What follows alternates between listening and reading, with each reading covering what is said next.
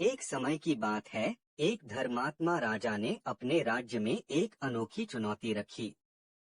उन्होंने घोषणा की कि जो कोई भी सच्चाई के साथ पूरा जीवन जीता होगा, उसे अपार धन और सम्मान से नवाजा जाएगा। इस घोषणा से पूरे राज्य में हलचल मच गई। हर कोई इस इनाम को पाने के लिए उत्सुक था। उसी राज्य में एक गरीब लेकिन ईमानदार किसान रहता था।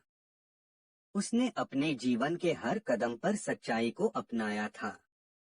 चाहे वह उसके खेती का काम हो या उसके पड़ोसियों के साथ उसका व्यवहार, वह हमेशा सच्चाई के मार्ग पर चलता रहा। एक दिन किसान ने सोचा कि वह भी राजा की चुनौती का हिस्सा बनेगा। वह राजा के दरबार में गया और अपनी सादगी और ईमानदारी की कहानियां सुनाई। उसने बताया कैसे उसने अपने खेत में सोने की मुद्राएं पाई थीं, परंतु उसने उन्हें उसके असली मालिक को लौटा दिया। कैसे उसने अपने पड़ोसी की भूलवश भेजी गई अनाज की बोरी उसे वापस कर दी थी। राजा उसकी कहानियों से प्रभावित हुए। उन्होंने महसूस किया कि किसान ने न केवल शब्दों में बल्कि कर्मों में भी सच्चाई को अपनाया था।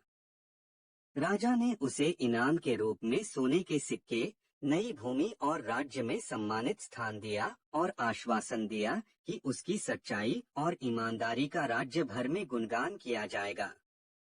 इस घटना से प्रेरित होकर अन्य लोगों ने भी सच्चाई के मार्ग को अपनाने का संकल्प लिया। यह घटना पूरे राज्य में सच्चाई और ईमानदारी के महत्व को उजागर करने वाली बन गई। लोगों ने समझा कि भले ही सच्चाई का मार्ग कठिन हो, परंतु उसके परिणाम हमेशा शुभ और संतोषजनक होते हैं। नैतिक शिक्षा, सच्चाई हमेशा जीतती है। यह कहानी हमें यह सिखाती है कि सच्चाई का मार्ग चुनना हमेशा फलदायी होता है और अंत में यही जीत की कुंजी होती है।